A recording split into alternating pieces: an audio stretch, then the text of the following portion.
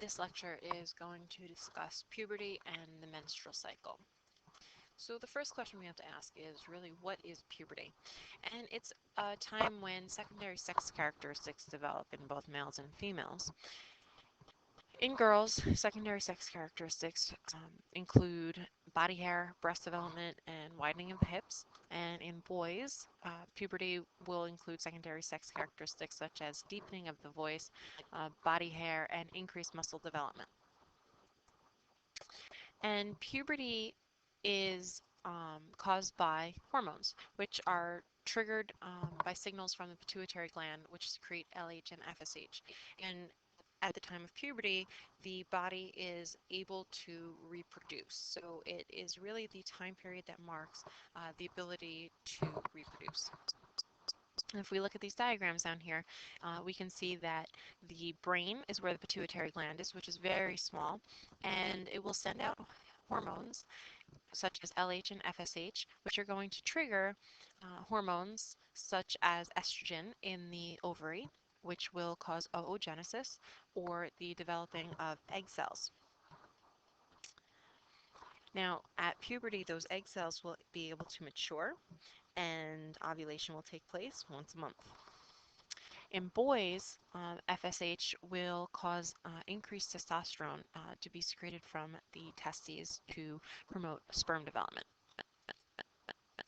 Now, the menstrual cycle only happens in females, and it's a time when the female body is going to prepare to become pregnant, and this happens about every 28 days.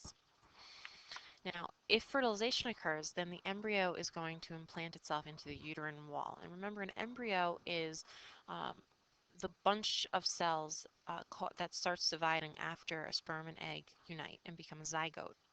That zygote starts to divide by mitosis and then is called an embryo. That embryo will travel through the fallopian tube and hopefully implant itself in the uterine wall if fertilization takes place. If fertilization does not occur, then the egg and the uterine lining, which is called the endometrium, is going to be shed in what's called the period, or menses. So what causes the menstrual cycle? Well, the same answer, hormones. FSH is called follicle stimulating hormone.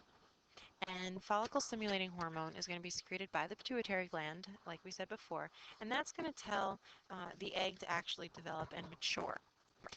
Then the other hormone is LH, which is luteinizing hormone.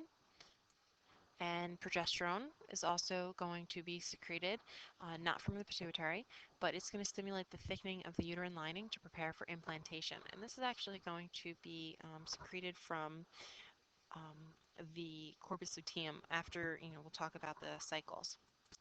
And of course, estrogen, which is going to be secreted from the ovary itself.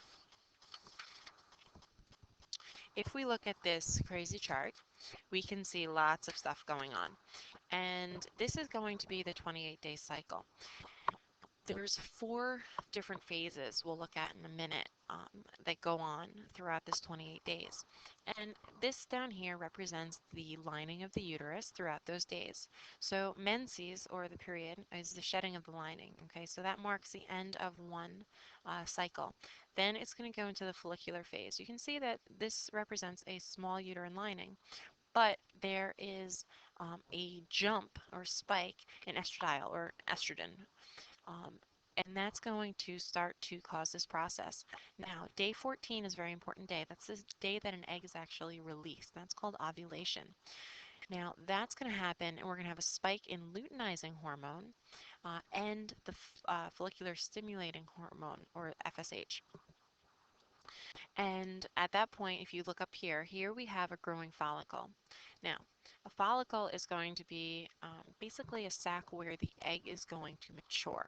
So as it grows, the egg is maturing in there. And ovulation is actually the release of that egg from the follicle on day 14 when we have a spike in these hormones.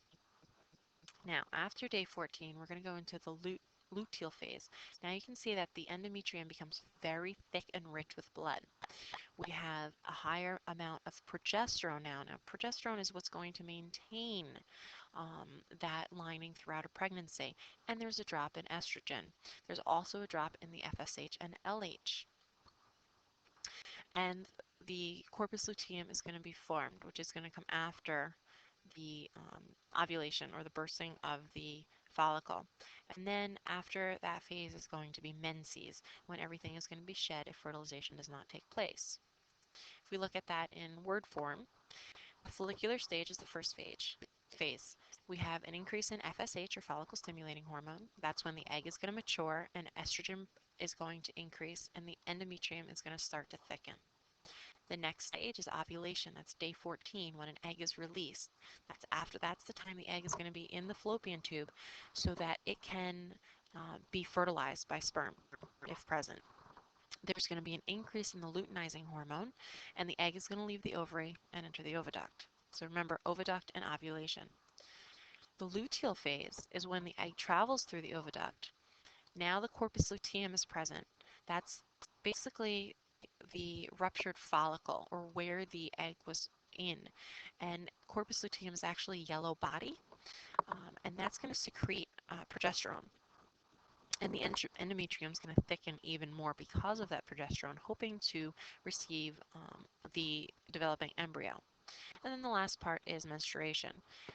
If fertilization does not occur, then the lining of the uterus is going to be shed. If fertilization were to occur, then the body would not shed the lining and pregnancy would continue.